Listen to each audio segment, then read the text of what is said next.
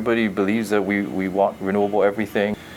Between that future and where we are today, there's a transition phase in there. For Maui, we have a lot of penetration of renewable resources, so it makes up a larger percentage of our grid.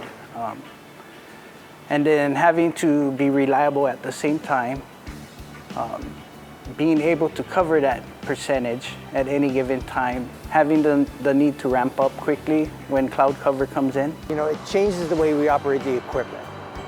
Low loading, cycling, with that causes thermal stress on the unit, stresses on our turbine, stress on the generator as well. Cycling is shutting the unit down, bringing it back on.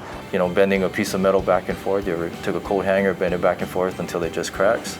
Well, that metal fatigue, that thermal cycling up and down, up and down, up and down creates cracks, creates failures. Over the years, we've been upgrading our units and modifying them to accommodate these variable resources. With these older units, right, it takes 2 to 4 hours to start up hot.